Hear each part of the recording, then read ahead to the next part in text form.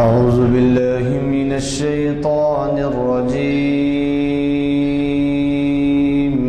بسم الله الرحمن الرحيم. الرحمن علم القرآن خلق الإنسان علمه البيان. الشمس والقمر بحسبان والنجم والشجر يسجدان والسماء رفعها ووضع الميزان ألا تطغوا في الميزان وأقيموا الوزن بالقسط ولا تخسروا الميزان والأرض وضعها للأنام فيها فاكهة والنخل ذات الأكمام والحب ذو العصف والريحان فبأي آلاء ربكما تكذبان. خلق الإنسان من صلصال كالفخار وخلق الجان من مارج من نار فبأي آلاء ربكما تكذبان. رب المشرقين ورب المغربين فبأي آلاء ربكما تكذبان. صدق الله العظيم.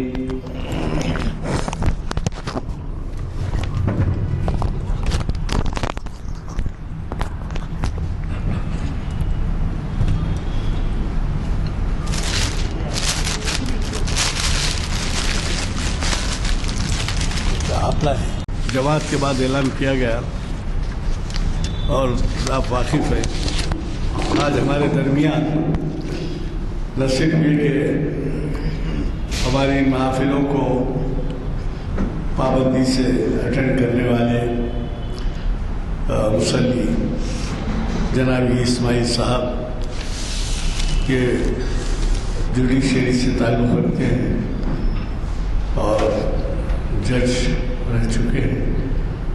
انہوں نے عذرائے مہربانی سازمان تجویز کیا جو میرا خیال ہے کہ بہت سے حضرات کسی نہ کسی طریقے سے اس سے استفادہ کر سکتے ہیں، کیونکہ آ کے دیکھیے عدالتوں میں کہ ہمارے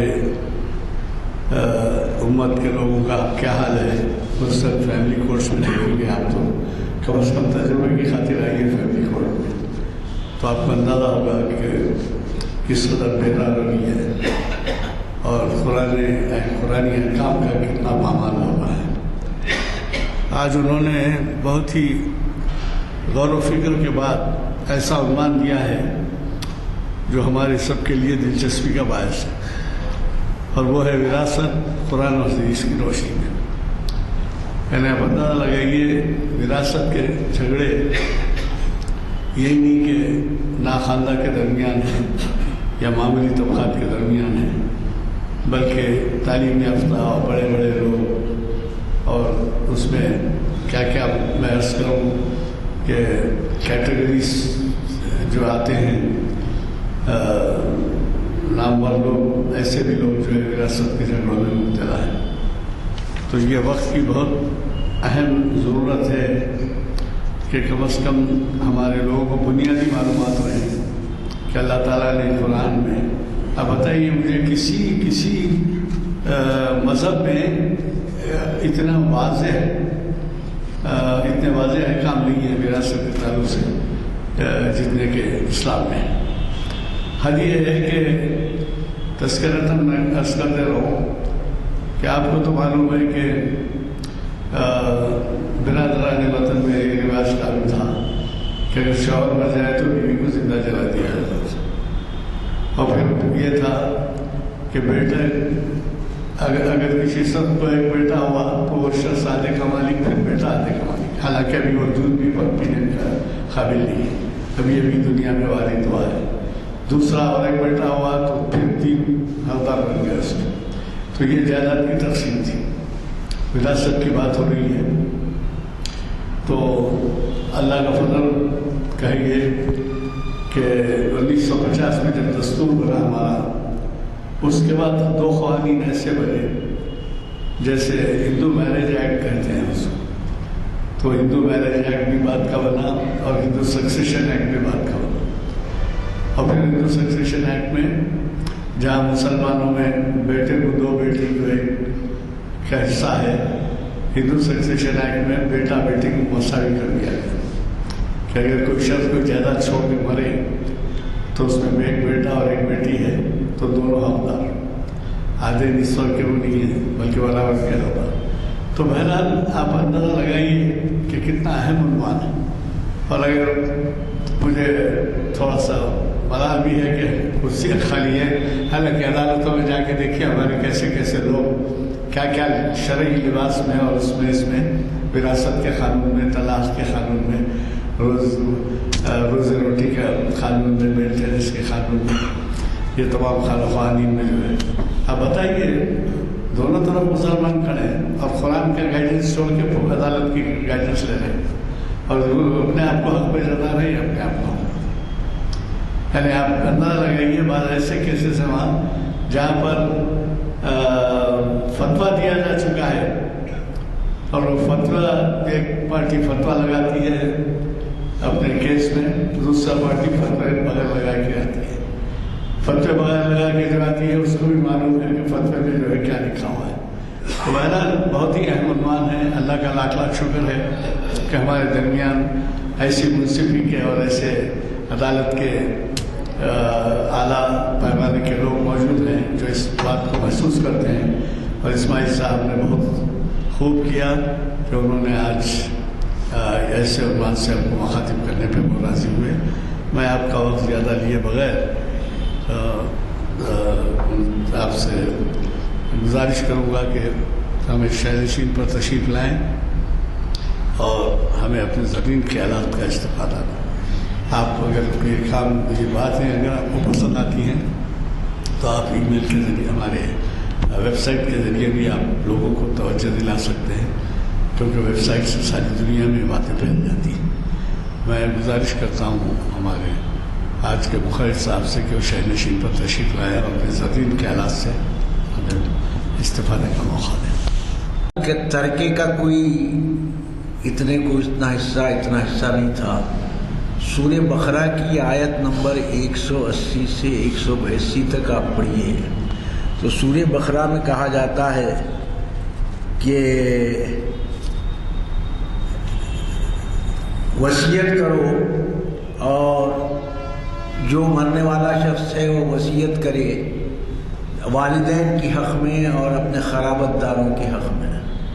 तो आपने देखा कि वहाँ कोई अभी इस्लाम में ख़ास चीज़ ये है कि बतदरीज इस्लाम लाया गया, सडन नहीं बोले। आज के ज़माने में हम ये गलती कर जाते हैं, एक क्रिश्चियन हुआ था मुसलमान, वो रमज़ान का महीना था, उसको ऐसी सख्ती करे कि भाग के फिर क्रिश्चियन हो गया।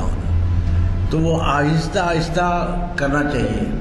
तो चुनांचे आप देखिए तरके का भी मामला आहिस्ता आहिस्ता आया। जहाँ तक शराब का मामला है, शराब का मामला भी आहिस्ता आहिस्ता आया। पहले एक आयत नाजिल हुई कि जब तुम नशे की हालत में हो तो शराब नमाज मत पढ़ो। तो अब कैसा नहीं पढ़ते नमाज, अब ईशा के बाद ही पी सकते थे। तो आहिस्ता से दिन में पीने का झगड़ा ख़त्म हो गया। नमाज के करीब भी न जाओ, नमाज के करीब भी न जाओ। फिर उसके बाद जो है ये हुआ कि शराब में बहुत बुराई है, शराब में, जुए में। फिर आखिर में ये हुआ कि ये हराम है। तो इसी तरीके से तरके का भी चूँकि वहाँ सिवाय लड़कों के, जैसा यहाँ हिंदुस्तान में भी नहीं दिया जाता था, अरब में भी सिवाय लड़कों के लड़कियों को हिस्सा नहीं दिया जाता था। मैं आपको ये बताऊं कि ये चूँकि इकबालियात का बहुत लेक्चर्स होते हैं, तो एक बार इकबाल साहब के बाद एक दाढ़ी वाले साहब बार बार बोलते थे कि आप दाढ़ी क्यों नहीं रखते, आप दाढ़ी क्यों नहीं रखते। तो इकबाल साहब जब वकालत करते थे तो एक दिन उन्होंने कहा कि मैं उस वक्त दाढ़ी रखूँगा जब तुम अपनी बहन को हिस्सा दोगे। तो उन्होंने बोलना छोड़ दिए, दाढ़ी रखोगे। तो वो आहिस्ता आहिस्ता پھر آیت نازل ہوئی. پھر اور ایک آیت یہ نازل ہوئی کہ جب تم ترکہ بانٹ رہے ہو تو کوئی یتیم، کوئی مسکین، کوئی خرابت دار بھی آ جائے جو وارث نہیں ہے، محروم الوارث ہے، تو اس کو بھی کچھ نہ کچھ دو. سمجھے، انسان کی فطرت ہوتی ہے، جو قریبی رشتہ دار ہوتے ہیں یا کوئی غریب ہوتے ہیں، یتیم ہوتے ہیں، جب پیسہ تقسیم ہو رہا ہے، جائیداد تقسیم ہو رہی ہے، تو کوئی نہ کوئی آ جاتے ہیں. پھر سورہ نساء میں آیت نمبر 11 ہے، جہاں بعد میں اب اللہ تعالیٰ نے آیت ترکے کی نازل کی. زیادہ تر آیتیں سورہ نساء میں ہیں، اور یہ ایک اتنا کمپلیکیٹڈ مسئلہ ہے کہ اتنا آسان نہیں ہے جتنا کہ ہم سمجھتے ہیں. لیکن آج کل وہ پرسوں ایک صاحب مولانا خود ہمارے عالمگیر کے مسجد کے بول رہے تھے، صاحب بولیے، ایک صاحب یہ چھوڑ کے مرے، وہ چھوڑ کے مرے، اور ایسا بٹنا دبائے موبائل میں آ گیا کہ اس کا اتنا حصہ، اس کا اتنا حصہ، اس کا اتنا حصہ. تو وہ تو مجھے نہیں معلوم، لوگ تو اکثر جامعہ نظامیہ سے فتویٰ لیتے ہیں. تو یہ اتنا کمپلیکیٹڈ مسئلہ ہے کہ اکثر لوگ انکلوڈنگ حضرت امیر معاویہ بھی حضرت علی رضی اللہ تعالیٰ عنہ سے رجوع ہوتے تھے یہ پوچھنے کے لیے کہ اس سے پہلے کا واقعہ ہے کہ ترکے کی تقسیم بالخصوص اس وقت کمپلیکیٹڈ ہو جاتی ہے جب وہ بچے بچیاں نہیں، کلالہ جس کو کہتے ہیں، جس کے بچے بچیاں نہ ہوں اس کو کلالہ کہتے ہیں، یعنی اولاد نہ ہو اور اگر ماں باپ بھی نہ ہوں، تو ایسے وقت پر دور کے اگر رشتہ دار ہوں تو پھر وہ تقسیم کے وقت تھوڑا کمپلیکیشن ہوتا ہے. اب آپ دیکھیے سب سے پہلا جو حق ہے کہ اس میں اور ایک آیت نمبر 13 اور 14 اتنی سخت ہے کہ آپ کو تعجب ہوگا، بہت کم جگہ پر اتنی سخت آیت اللہ تعالیٰ نے بھیجی ہے. 13 اور 14 میں کہیں کہ جو اللہ کے حکم کو مانیں گے ان کو کامیابی دی جائے گی، اور جو اللہ کے حکم کو نہ مانے اس کو دوزخ دی جائے گی. آیت نمبر 13 اور 14 آپ پڑھ لیجئے سورہ نساء میں.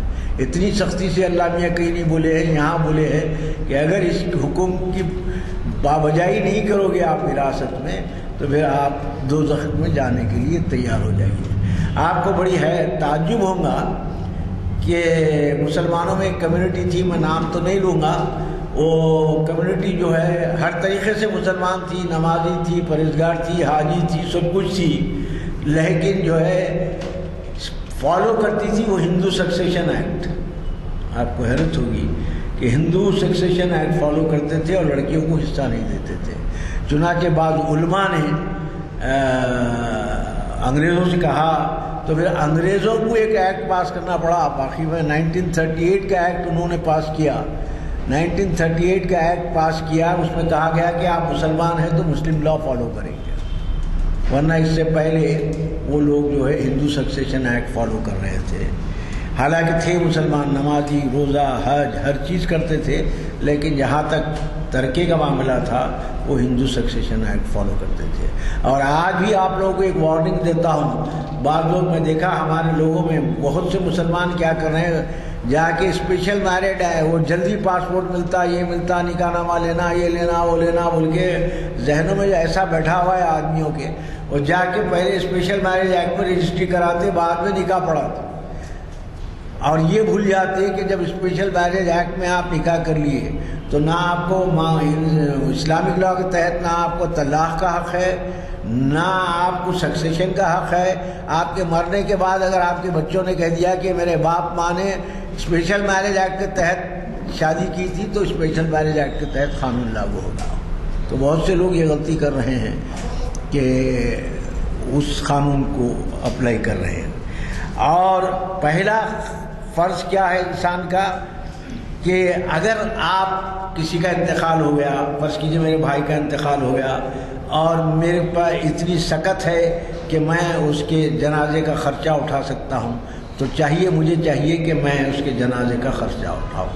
لیکن اگر میرے میں سکت نہیں ہے تو مرحوم کے ورثے میں سے اس کے پہلے جو ہے فیونرل ایکسپنسز یعنی جنازے کا جو بھی خرچہ ہے اس کو اٹھانا چاہیے. اور دوسرا جو مسئلہ ہے وہ یہ ہے کہ قرض یہ قرض کا معاملہ اتنا سخت ہے، ہم لوگ اتنی آسانی سے لیتے ہیں. مجھے بعض وقت حیبت ہوتی ہے کہ میرے سے بھی چند قصور ہو گئے. یہ ہے کہ لوگوں کا پیسہ تو نہیں ڈبایا میں، لیکن میرے پاس ابھی بھی ایک 15-20 کتابیں ایسے ہیں کہ مجھے یاد نہیں ہے کس سے لیا تھا میں، نہ اس پہ نام لکھا ہوا، اور مجھے حیبت ہوتی ہے کہ کل اس کی بھی پوچھنا ہو. اکثر لوگ تو یہ کہتے ہیں کہ بیوقوف ہے جو کتاب لے کے واپس کر دیتا ہے. ایک صاحب سے کسی نے پوچھا کہ بہت سی کتابیں ہیں، آپ مجھے ایک کتاب دیجیے، تو انہوں نے کہا میں بھی تو مانگ کے لائبریری بنایا ہوں، لہذا آپ کو نہیں دیتا کتاب. تو دیکھیے قرض کے تعلق سے اتنی سختی ہے کہ حضور اکرم ایک بار نماز جنازہ پڑھانے جا رہے تھے کسی صحابی کی، تو کسی نے کہا ان کو اتنا قرض ہے، تو سرکار پیچھے ہٹ گئے. پھر دوسرے صحابی نے کہا کہ میں ان کا پورا قرضہ ادا کر دوں گا، تو جب آپ نے نماز جنازہ پڑھائی. تو اتنی سختی ہے قرض کے معاملے میں، یعنی آپ دے سکتے ہیں اور نہیں دے کے جاتے ہیں تو وہ قرضہ پہلے آپ کی وراثت میں سے دیا جائے. ہاں، یا پھر آپ کو ایک بات بتا دوں کہ اب یہ مہر کو بھی ہم لوگ ایک خواہ کا مذاق بنا لیے. صحیح طریقہ تو یہ ہے کہ مہر شادی کے وقت ہی ہم بستری سے پہلے دے دینا چاہیے، لیکن اسلام میں گنجائش ہے کہ آپ بعد بھی دے سکتے ہیں. لیکن اکثر کیا ہوتا ہے ہمارے پاس، جب آپ مرنے لگتے ہیں تو بیوی کو بلا کے بولتے ہیں کہ کیا تم نے میرا مہر معاف کر دیا؟ وہ بیچاری کیا بولتی ہے، آپ مر رہے تو بولتی ہے ہاں معاف کر دیا، حالانکہ دل سے بولی نہیں بولی خدا کو مانو.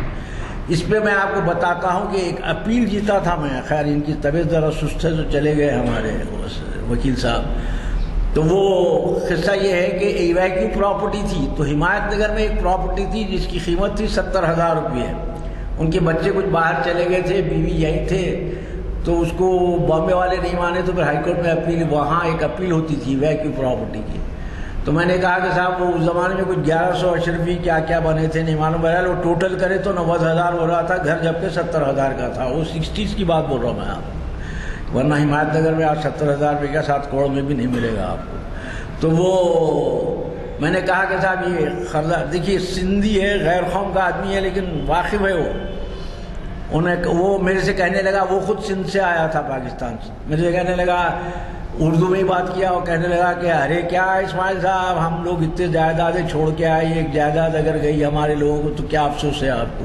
میں نے کہا نہیں صاحب یہ قرضہ دینا ہے، آپ قانون کی بات کیجئے. تو مان لیا میری بات کو، اور اس نے فیصلہ لکھا کہ پہلا قرض مہر دینا ہے، ادا کرنا ہے. قرض ادا کرنے کے بعد تقسیم کا سوال ہی نہیں ہے، ایویکیو پراپرٹی ہو ہی نہیں سکتی، اس واسطے کہ مکان 70,000 کا ہے اور مہر 90,000 کا ہے. تو ہم کو چاہیے کہ مہر کے معاملے میں بھی ہم بہت سنجیدہ ہو جائیں. اتنے لاکھوں روپئے شادی میں خرچ کرتے ہیں، لیکن مہر کی حد تک جو ہے پھر بے خوفی کرتے ہیں. حضرت عمر ایک بار تقریر کر رہے تھے کہ مہر بہت زیادہ باندھا جا رہا. وہاں عرب میں لڑکیوں والوں کو خرچہ نہیں ہوتا، سب لڑکے والوں کو ہی ہوتا، آج بھی وہی حساب ہے وہاں. تو بہت زیادہ مہر بننا شروع کرے، جب فتوحات کا عالم بڑھ گیا تو بہت زیادہ جو ہے وہاں مہر بننا شروع کیے. تو ایک بار حضرت عمر تقریر کر رہے تھے کہ میں چاہوں گا کہ اس پہ ایک پابندی لگا دوں کہ اس سے زیادہ مہر نہیں بن سکتے. تو ایک ضعیف عورت اٹھ کے کھڑے رہ گئی، بولے قرآن کی وہ آیت سنائی جس میں یہ کہا گیا ہے، جو مولوی صاحب ہیں تو آیت بتائیں گے آپ کو. وہ آیت یہ ہے کہ اگر تم نے ڈھیر سا مال بھی اپنی بیوی کو دے دیا ہے تو طلاق کے بعد واپس مت مانگو. ڈھیر سا مال. تو وہ عورت نے کہا اللہ میاں ڈھیر سا مال بول رہے ہیں اور آپ بول رہے ہیں اس کو لمیٹیشن لگاتا ہوں تو کیسا ہوتا. تو حضرت عمر رضی اللہ تعالیٰ عنہ نے کہا کہ خوشی کی بات ہے کہ عمر سے زیادہ قرآن جو ہے ایک ضعیف عورت جانتی ہے. تو سنیں آپ، تو وہ اس طریقے سے وہ مہر کا حد تک ہے. دوسرا وصیت کا سلسلہ ہے. پہلے حکم تھا، ابھی میں سورہ بقرہ کی آیت بتایا 180 سے 182 تک کہ والدین کے حق میں اور قربا کے حق میں وصیت کرو. لیکن اب کیا ہوتا ہے، ایک صحابی جو ہے انتقال کے قریب رہتے، وہ جب بستر مرگ پر رہتے تو وہ سرکار ان کے پاس تشریف لے جاتے ہیں ان کو دیکھنے کے لیے، عیادت کرنے کے لیے. تو انہوں نے کہا کہ سرکار میرے پاس بہت مال ہے، جب تک ترکے کا حکم آ گیا تھا میرے پاس صرف ایک ہی بیٹی ہے، یعنی ان کی بیوی کا بھی انتقال ہو گیا تھا، سب تھا، ایک ہی بیٹی تھی، ایک ہی بیٹی ہے، لہذا میں چاہتا ہوں کہ زیادہ سے زیادہ غریبوں کو دوں تو 3/4 دے دوں. تو سرکار نے کہا نہیں. تو کہا آدھا دے دوں, تو کہا نہیں. تو کہا 1/3 دے دوں, تو کہا نہیں. پھر بعد نے کہا خیر یہ ٹھیک ہے لیکن یہ بھی زیادہ ہے. تو اب پہلا کام تدفین, دوسرا کام قرض ادا کرنا, تیسرا کام وصیت لکھنا. یہاں میں بتاتا ہوں, آپ پورے پڑوس میں سب میں بتائیے. یہاں ایک بڑا مشکل مسئلہ یہ آتا ہے کہ اگر کسی کے 3 بیٹے ہیں اور ایک بیٹا مر جاتا ہے زندگی میں باپ کے, تو مرنے کے بعد پوترے وارث نہیں ہوتے. چنانچہ کئی مسلم ممالکات میں یہ کہہ رہے ہیں, یا وہ ایک طریقے سے خلل ہے, جو قرآنی حکم ہے اس میں خلل ہے. وہ یہ کہتے ہیں کہ نہیں, وہ بچہ زندہ رہتا تو جو ملتا تھا حصہ, وہ حصہ ان کے بچوں کو دیا جائے. تو اس میں اختلاف ہے. اکثر لوگ یہ کہتے ہیں کہ نہیں دے سکتے, لیکن دیکھیے اسلام نے آپ کو گنجائش رکھی ہے. 1/3 وصیت کبھی ورثہ کے حق میں نہیں کر سکتے. مثال کے طور پر آپ کے 2 بیٹے ہیں, آپ یہ نہیں کہہ سکتے کہ 1/3 پہلے ایک بیٹے کو دے دو پھر وراثت میں بھی اس کو دو. نہیں دے سکتے, وارث کو نہیں دے سکتے. لیکن آپ جو لڑکا مر گیا ہے یا جو لڑکی مر گئی ہے, نواسے نواسیاں پوترے پوتروں کو آپ دے سکتے ہیں. یا تو آپ زندگی میں ان کو دے دیجئے, ہبا کر دیجئے, یا اگر آپ زندگی میں نہیں دیتے ہیں تو 1/3 کی حد تک آپ وصیت کر سکتے ہیں. لیکن 1/3 کی حد تک وصیت ورثہ کے حق میں قبول نہیں ہے. ورثہ کو تو وہی ملے گا جو اللہ تعالیٰ نے مقرر کر دیا. پھر اس کے بعد دیکھیے, ابھی میرے پاس جو ایک مسئلہ آیا تھا, وہ اب یہ تو سلیوری تو ہے نہیں اب اس زمانے میں, لیکن ایک بات یاد رکھیے کہ سوتیلے بیٹے بیٹیوں کو نہیں ملتا. میرے پاس ایک قصہ آیا تھا, ایک صاحب ہیں, وہ ان کے 3 بچے ہیں. پہلی بیوی سے, بیوی کا انتقال ہو گیا. پھر دوسری بیوی سے جو شادی کی, اس کے پہلے شوہر سے 3 بچے ہیں. ان دونوں کو بچے نہیں ہوئے. تو اب بیوی کا انتقال ہوا, تو اب کیا ہوگا, کس کو ملے گا حصہ؟ شوہر کو 1/4 ملے گا, اور جو 12 ہیں وہ بچوں کو ملے گا, اس کے بچوں کو ملے گا. شوہر کے پہلی بیوی کے بچوں کو نہیں ملے گا. تو اسٹیپ فادر, اسٹیپ سنس بولتا ہے نا, سوتیلا بیٹا بیٹی کو نہیں ملے گا حصہ. اور سوتیلے باپ سوتیلے ماں کو بھی حصہ نہیں ملے گا. اور اب جیسا میں بتایا کہ ایک بچہ اگر مر جاتا ہے تو 1/6 حصہ ماں کو ملے گا, 1/6 حصہ باپ کو ملے گا. یہاں ماں اور باپ کے حصے میں فرق نہیں کیا گیا. 1/6 ماں کو بھی, 1/6 باپ کو بھی, یہاں کوئی فرق نہیں کیا گیا. اور ایک چیز آپ کو بتا دوں کہ اگر آپ زندگی میں تقسیم کر رہے ہیں تو وہاں پھر بیٹے اور بیٹی کا فرق چلے جائے گا. آپ کو ایکول تقسیم کرنا پڑے گا. مرنے کے بعد اگر وراثت میں ہوں گا تو پھر وہ 1 حصہ لڑکے کو اور 2 حصے لڑکے کو اور 1 حصہ لڑکی کو. اور اس طریقے سے فرض کیجئے بچے نہیں ہیں, خالی میاں بیوی ہیں, تو دیکھیے انسان, ہمارا جو قانون ہے وہ انسان کی فطرت کے مطابق ہے. اب کیا ہوتا ہے اگر فرض کیجئے بچے نہیں ہیں, شوہر کا انتقال ہوتا ہے, تو شوہر کی طبیعت کیا چاہیں گی کہ بھئی زیادہ سے زیادہ دولت جو میں چھوڑ کے مر رہا ہوں میرے رشتہ داروں کو ملے. یہ تو نہیں چاہے گا کہ وہ بیوی کے رشتہ داروں کو ملے. تو جب اگر شوہر بیوی میں شوہر کا انتقال ہو جاتا ہے, بیوی کا انتقال ہو جاتا ہے, تو شوہر کو 8 آنے ملیں گے اور بقیہ 8 آنے بیوی کے رشتہ داروں کو جائیں گے. سمجھ گئے آپ؟ آدھا حصہ 8 آنے سے مراد یہ ہے 1/16 بول رہا ہوں میں آپ. آدھا حصہ شوہر کو ملے گا, آدھا حصہ بیوی کے رشتہ داروں کو ملے گا. اور اگر میاں بیوی ہے, شوہر کا انتقال ہو جاتا ہے تو 4 آنے یعنی 1/4 بیوی کو ملے گا اور 3/4 جو ہے شوہر کے رشتہ داروں کو. تو یہ جو ہے قانون ہے. تو اس میں یہ ہے کہ آج بھی ہمارے پاس اور ایک چیز یہ ہے کہ اگر فرض کیجئے, یہ قصے بھی ایسے ان کامن نہیں ہیں. ابھی یہ میں جب ہیومن رائٹس میں تھا تو آپ کو حیرت اور تعجب ہوں گی کہ اوسطاً مہینے میں 2-3 ہندو بچیاں تعمیر ملت پہ جا کر مسلمان ہو کے برقع پہن کے مسلمان سے شادی کر کے آتے تھے اور کہتے تھے کہ میرے اماں بابا سے بچاؤ. نیچرل ہے, تو جب ہندو سے آپ مسلمان ہو گئے اور مسلمان لڑکے سے شادی کیے تو وہی بولیں گے آ کے بچاؤ. اور آپ کو افسوس ہوگا کہ اوسطاً ایک لڑکی ہر مہینہ میرے پاس آتی تھی، مسلمان لڑکی، جو کاچیگوڑے کے پاس ہے نا، وہ کون سا مندر بولتے ہیں، جین مندر یا کچھ بولتے ہیں، وہ کاچیگوڑے کے پاس ہے، وہ لوگ بھی جو ہے شادی ودی کرا دیتے ہیں. تو وہاں جا کے ہندو لڑکی جو ہے بٹو، مسلمان لڑکی بٹو وغیرہ لگا کے آ کے بولتی تھی کہ میرے ماں باپ سے مجھے بچاؤ. تو ہم چونکہ جج تھے، مجبور تھے، ڈسٹنکشن تو نہیں کر سکتے، اس کو بھی بچانا پڑتا تھا، اس کو بھی بچانا پڑتا تھا ماں باپ سے. تو اس طریقے سے اگر کوئی مذہب سے پھر چکا ہے تو وہ ورثہ میں اس کو حصہ نہیں ملے گا، نہ اس کے مال میں چھوڑ کے اگر وہ مرتا ہے یا مرتی ہے تو دوسروں کو بھی نہیں ملے گا. اور بیوی کو اپنے ساس سسرے سے حصہ نہیں ملے گا، شوہر کو ساس سسرے کا حصہ نہیں ملے گا. تو دیکھیے کئی اس میں اہمیت کے حامل ہیں، اور یہ تمام لوگوں کے لیے بہت ضروری ہے کہ یہ اس کو جانیں. اور ہم کیا سمجھتے ہیں کہ چند چھوٹی چیزیں ہیں، چلیے یہ الماریاں ہیں، یہ ڈائننگ ٹیبل ہے، یہ ہے، یہ کچھ بھی ہو بانٹ لیں، وہ نہیں. جب تک کہ دوسرے ورثہ سے آپ اجازت نہیں لیں گے، اس میں بھی آپ اپنا اختیار استعمال نہیں کر سکتے.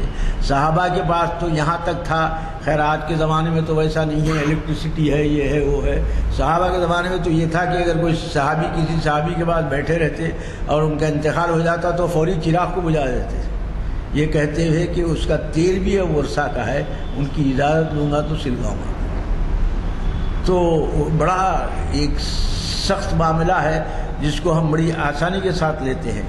تو یہ جو مسئلہ میں بتایا پوترے پوتریوں اور نواسے نواسیوں کا، چونکہ نہیں دیتے ہیں، نہ وصیت میں لکھتے ہیں نہ کہیں دیتے ہیں، تو اس کی وجہ یہ ہے کہ نہیں دینے کی وجہ سے کئی مسلم قوانین ممالک میں انکلوڈنگ پاکستان میں یہ کہا گیا کہ اگر وہ زندہ رہتا یا زندہ رہتی لڑکی تو وہ جو حصہ ملتا تھا وہ اس کے ورثہ کو ملے گا. تو دیکھیے کتنی مداخلت ہو رہی ہے. اس کی وجہ کیا ہے؟ چونکہ ہم قانون نہیں جانتے. اگر ہم قانون جانیں تو یہ مشکل نہیں ہوتی. اب دوسری بات اور ایک اعتراض لوگ یہ کرتے ہیں کہ لڑکے کو یہ 2 حصے اور لڑکی کو 1 حصہ کیوں؟ تو دیکھیے وہ آج کا زمانہ تو نہیں ہے، ہمارا زمانہ تو نہیں تھا، عرب کے معاملہ تھا. جیسا ہمارے لوگ یہاں جوڑے کے گھوڑے کے اور جو لے جاتے ہیں لاکھوں روپے کھا جاتے ہیں، وہاں تو ویسا سوال نہیں تھا، وہاں تو الٹا لڑکا ہی خرچ کرتا تھا. تو چونکہ لڑکے پر یہ ذمہ داری ہے کہ وہ اپنی دلہن کا اور جو اولاد ہو ان کی پرورش کرے، لہٰذا اس کو بیوی پر کوئی ذمہ داری نہیں ہے کہ وہ پرورش کرے. یہاں تک آپ کو حیرت ہوگی کہ اگر بیوی امیر ہے، شوہر کو زکوٰۃ دینا چاہیے تو دے سکتی، لیکن شوہر نہیں دے سکتا. بیوی اگر شوہر کو زکوٰۃ دینا چاہیے تو دے سکتی ہے، لیکن شوہر نہیں دے سکتا، کیونکہ شوہر پر فرض ہے کہ اپنی بیوی، لیکن بیوی پر فرض نہیں ہے کہ شوہر کو پالے. تو اس طریقے سے پھر بیوی کو یہ ہوتا ہے کہ اس کو شوہر سے حصہ ملتا، اپنے ماں باپ سے حصہ ملتا، اور چونکہ ذمہ داری اس پر گھر چلانے کی نہیں ہے تو اس وجہ سے 2 حصے لڑکے کو دیے گئے اور 1 حصہ لڑکی کو دیا گیا. اس پہ بھی بہت سے لوگ اعتراض کرتے ہیں.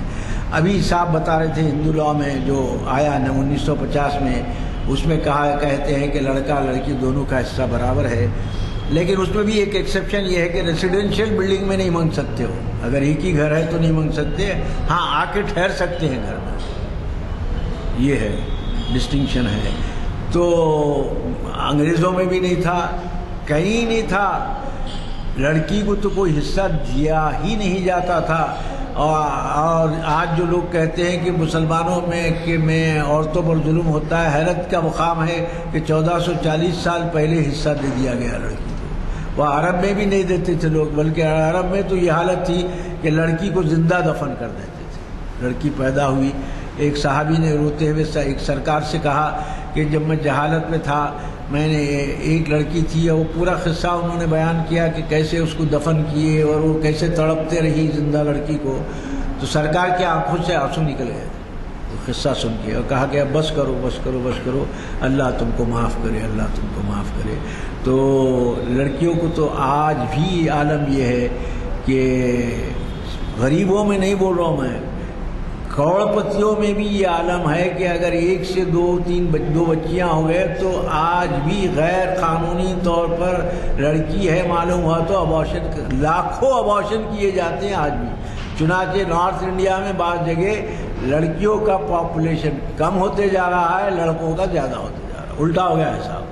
پہلے ایسا تھا کہ جنگ وغیرہ میں جو ہے مرد زیادہ شہید ہوتے تھے، لڑکیاں زیادہ ہوتی تھی، اس وجہ سے زیادہ عورتوں سے شادی کرنے کی آپ کو اجازت تھی تاکہ بیوائیں وغیرہ جو ہے ایک ان کو گھر مستقل طور پر گھر مل سکے۔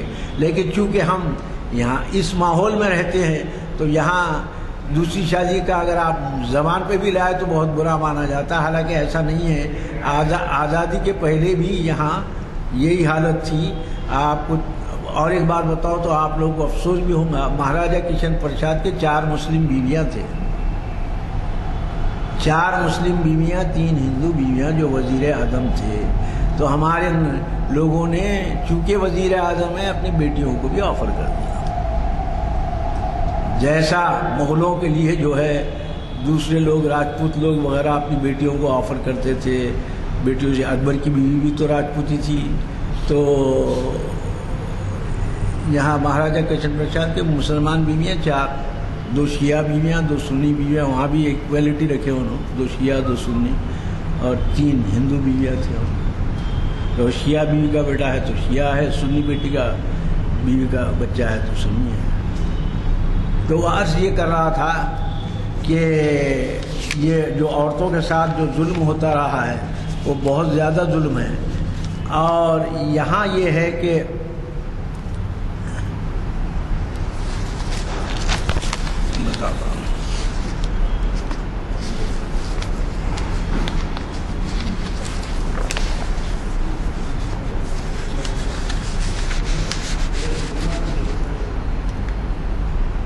ہاں، اور ایک جو پھر آیت نازل ہوئی یہ ہے کہ حضرت سعد رضی اللہ تعالی عنہ کی بیوی صاحبہ جب ان کا انتقال ہو گیا حضرت سعد کا، تو حضور کے پاس تشریف لائیں اور کہا کہ یا رسول اللہ، میرے حضرت سعد کی 2 لڑکیاں ہیں، یعنی ان کے تھرو، میاں بیوی کے تھرو 2 بچیاں پیدا ہوئے ہیں، ان کے والد آپ کے ساتھ جنگ احد میں شریک تھے اور وہیں شہید ہوئے، ان کے چچا نے ان کا کل مال لے لیا ہے اور ان بچیوں کو کچھ نہیں دے رہا ہے، اور یہ ظاہر ہے آپ نے فرمایا اس کا فیصلہ خدا کرے گا۔ تو پھر یہ آیت نازل ہوئی، اور اس کے بعد اس آیت کے نازل ہونے کے بعد آپ نے فرمایا کہ 2/3 حصہ دونوں لڑکیوں کو دے دیا جائے، یعنی فرض کیجئے 3 لاکھ روپے چھوڑ کے انتقال ہوا ہے تو 1 لاکھ ایک لڑکی کو، 1 لاکھ ایک لڑکی کو، اور باقی 1 لاکھ میں سے 12,500 1/8 بیوی کا ہمیشہ حصہ یاد رکھ لیجئے 1/8 ہوتا ہے، 12,500 بیوی کو، اور باقی 7/8 شوہر ہمارے چچا کو۔ تو آپ نے چچا کو بلا کے کہا، نعوذ باللہ ان کا مقصد کھا جانا نہیں تھا، یہ تھا کہ جب تک آیت نہیں نازل ہوئی تھی، یہ بولنے کے بعد یہ نازل ہوئی کہ ان کو دیے جائیں، اور اس طریقے سے۔ لیکن بعض وقت میں نے عرض کیا آپ سے کہ بعض وقت مشکل یہ ہوتی ہے کہ دور کے جب رشتہ دار رہتے ہیں، جیسا نانا نانی ہیں یا دادا دادی ہیں اور دوسرے رشتہ دار نہیں ہیں، تو تھوڑا کمپلیکیشن ہے، اور اس کمپلیکیشن میں کافی آپ کو علم کی ضرورت ہے۔ تو اس میں بہتر یہ ہے کہ آپ دیکھیے، میں خود ایک چھوٹی مثال بتاتا ہوں آپ کو۔ میرے ایک چچیرے بھائی تھے جو انتقال ہو گیا ان کا، جو شادی نہیں کیے تھے، نہ ان کے والد والدہ تھے نہ بیوی تھی، اور انتقال ہو گیا۔ تو میں یہ سمجھا کہ چچیرے بھائی بہن سب وارث ہوں گے، خود میں چونکہ جج رہ چکا ہوں اس کے باوجود میرے ذہن میں یہ آیا۔ لیکن جب میں نے فتویٰ لیا وہاں بنگلور میں، اور مدراس سے بھی آپ کے ڈاکٹر ذاکر نائک صاحب کا اسکول چلتا تھا، جب مدراس میں بھی چلتا تھا، وہاں سے بھی فتویٰ لیا، تو انہوں نے کہا نہیں، جب چچیرے بھائی کا انتقال ہوتا ہے تو صرف چچیرے بھائی ہی وارث ہوتے ہیں، چچیری بہنیں نہیں ہوتی۔ تو اس میں کئی کمپلیکیشنز ہیں۔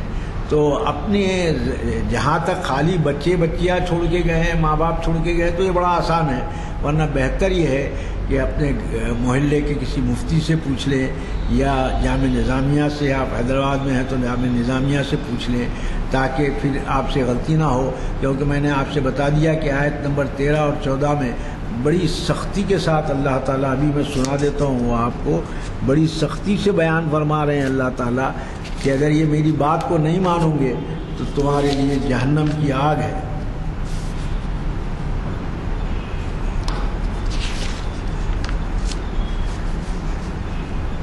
تلک حدود اللہ ومن یطیع اللہ ورسولہ یدخلہ جنات تجری من تحتہا الانہار خالدین فیہا وذلک الفوز العظیم۔ یہ حدیں اللہ کی مقرر کی ہوئی ہیں، اور اللہ کی اور اس کی رسول کی فرما برداری کرے گا اسے اللہ جنتیوں میں لے جائے گا جس کے نیچے نہریں بہہ رہی ہوں گی، جن میں ہمیشہ رہیں گے۔ یہ بڑی کامیابی ہے، فوز العظیم، بہت بڑی کامیابی ہے۔ وَمَن يُعَصِ اللَّهَ وَرَسُولَهُ، اور جو شخص اللہ تعالیٰ اور اس کے رسول کی نافرمانی کرے، حدود یدخلہ، اور جو مقررہ حدوں سے آگے نکلے، نارن خالدن فیہا، تو وہ جہنم میں جائے گا جس میں وہ ہمیشہ رہے گا، وَلَهُ عَذَابٌ مُّہِینٌ، اور یہ بہت خطرناک عذاب ہے۔ تو آپ نے دیکھا کہ کافی غلطیاں ہوتے ہیں آج کے زمانے میں بھی، آج بھی لوگ یہی کہتے ہیں۔ ایک صاحب بتا رہے تھے میرے سے کہ 20 سال سے وہ مکے میں تھے، ان کے ساتھ ایک دوست بھی مکے میں تھے، انہوں نے کہا حضرت آپ ورثے کا کیا معاملہ کر رہے ہیں، کیسا دے رہے ہیں؟ تو وہ نہیں صاحب میں بیٹی کو کیا دوں گا، کچھ بھی نہیں دیتا، 5 لاکھ روپے جوڑے گھوڑے کے دے دیا، آپ کیا دوں میں، کچھ بھی نہیں دیتا بولے۔ تو پھر ان کو وہ صاحب سمجھائے کہ صاحب یہ آیت پڑھ کے سنائے، تو پھر وہ توبہ وبہ کیے، اور پھر جو ہے ورنہ ذہن میں یہ بیٹھا ہوا ہے۔ اصل کیا ہے، ہندو لاء میں پہلے یہ تھا کہ ہندو لاء میں چونکہ لڑکی کو کوئی حصہ نہیں ملتا تھا، لہذا جتنا دے سکتے تھے والدین وہ اس کی شادی میں دے دیتے تھے، کیونکہ بعد میں اس کو حصہ نہیں مل رہا۔ تو بدقسمتی سے ہم چونکہ ہندوستان میں رہتے ہیں، تو چاہے ہندوستان ہو یا پاکستان ہو یا بنگلہ دیش ہو، یعنی یونائٹڈ انڈیا میں جتنے لوگ رہتے ہیں ان کے ذہن میں یہ بات بیٹھی بھی ہے اکثر لوگوں کے کہ بھائی شادی میں ہم نے جوڑے گھوڑے کو اتنے پیسے دے دیے، لہذا اب ہم کو دینے کی کیا ضرورت ہے۔ تو یہ ایک بڑا سمجھ جائیے کہ ایک دینی مسئلہ ہے۔ خیر ہر جیسا نماز روزہ حج وغیرہ ہے، یہ تو خیر ہر آدمی کو جاننا ضروری ہے تمام علم، لیکن یہ ایک ایسا علم ہے جس پہ چند موٹی موٹی باتیں معلوم ہو سکتی ہیں۔ پورا ڈیٹیلز میں اگر میں جاؤں تو آپ یقین مانیے صبح تک بھی اگر میں بولتا رہوں تو مکمل نہیں ہوگا۔ تو اس وجہ سے کہ بہتر یہ ہے کہ آپ وصیت کر کے جائے کہ میرا انتقال اگر ہو جائے تو آپ جامع نظامیہ سے یا کوئی کسی جگہ سے فتویٰ لے لیں اور اس کے حساب سے بانٹیں۔ لیکن آپ کے اگر بچے اور بچیاں ہی ہیں، والدین بھی گزر چکے ہیں اور بیوی ہے، تو آپ بتا دینا کہ 1/8 حصہ پہلے بیوی کو، فرض کیجئے 2 بیویاں ہیں تو 2 بیویوں کو 1/8 نہیں ملے گا، 1/8 کو پھر 2 سے تقسیم کریں گے تو 1/16 ایک بیوی کو ملے گا، 1/16 ایک بیوی کو ملے گا، سمجھ گئے نا آپ؟ 4 اگر بیویاں ہیں تو 1/32 ملے گا اسے، ایک بیوی کا حصہ بڑھے گا نہیں، وہی 1/8 ہی رہے گا۔ اس کے بعد جو بچے ہیں بچیاں ہیں اس میں 2 حصے لڑکے کے 1 حصہ لڑکی کے، فرض کیجئے 2 لڑکیاں 3 لڑکے ہیں تو 2 لڑکیوں کے 2 حصے، لڑکوں کے 6 حصے، 2 تو یہ بڑا آسان ہے اگر یہ ایسا ہو۔ لیکن جب دور کے رشتہ دار ہو جاتے ہیں، یا جیسا میں نے کہا کلالہ، یعنی جس کے بچے بھی نہ ہوں ماں باپ بھی نہ ہوں، تو وہ یہ تمام مسئلوں میں جو ہے آپ کو ہدایت برابر لینا چاہیے۔ اب مرنے سے پہلے اپنے لوگوں کو بول دینا چاہیے کہ بھائی یہ کام کرو، اور بلکہ بہتر یہ ہے کہ میں کئی لوگوں سے واقف ہوں جو اپنے کفن دفن کے پیسے بھی جو ہے الگ رکھ دیتے تھے پہلے سے ایڈوانس میں۔ تو اور اگر 1/3 لکھنا چاہتے ہیں تو پہلے تو ایسا تھا کہ صحابہ رات کو سوتے ہی نہیں تھے جب تک کہ وصیت نہ ہو ان کے پاس، لیکن چونکہ وصیت کا قانون ختم ہو گیا، اور وہ 1/3 بھی جو ہے وہ اس حدیث کی بنیاد پر ہے کہ جو سرکار نے اجازت دی۔ اور ایک چیز یاد رکھیے، ہم لوگ اکثر، اللہ میرے کو بھی توفیق دے، ہم لوگ اکثر یہ خواہش سمجھتے ہیں دیں گے، جب موت قریب آتی ہے تو جب دینا چاہتے ہیں۔ تو سرکار نے فرمایا آپ تو تقریباً تھوڑے عرصے میں چند منٹوں میں تمہارے ورثہ کا مال ہونے والا ہے، بہتر یہ ہے کہ آپ اس وقت خیر خیرات کریں جس وقت آپ کو ابھی جینے کی خواہش ہے، کتنے بھی بوڑھے ہو جاؤ جینے کی خواہش تو رہتی، تو اب اس عمر میں کم سے کم اب تو بھی آپ تقسیم کر دیں جو دینا چاہ رہے ہیں۔ یہ مت سمجھیے کہ آپ کے مرنے کے بعد وارث آپ کی خوشی خوشی تقسیم کریں گے، حتی الامکان 90% کوئی ورثہ تقسیم نہیں کرتے۔ لہذا اللہ سے دعا ہے کہ اللہ تعالیٰ آپ کو ہم کو یا ذا الجلال والاکرام یا ارحم الراحمین یا حی یا قیوم برحمتک استغیث اللہم صلی علی سیدنا محمد وعلی آل سیدنا محمد وبارک وسلم۔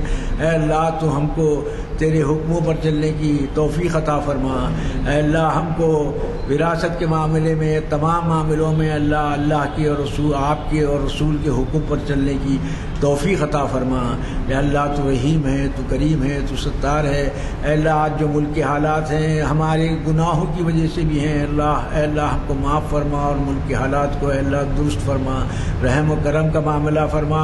ان دعاؤں کو اپنی رحیمی، کریمی، ستاری، غفاری آقا نامدار محمد صلی اللہ علیہ وسلم کے صدقے و طفیل میں اپنی رحیمی، کریمی، ستاری، غفاری کے صدقے میں قبول فرما۔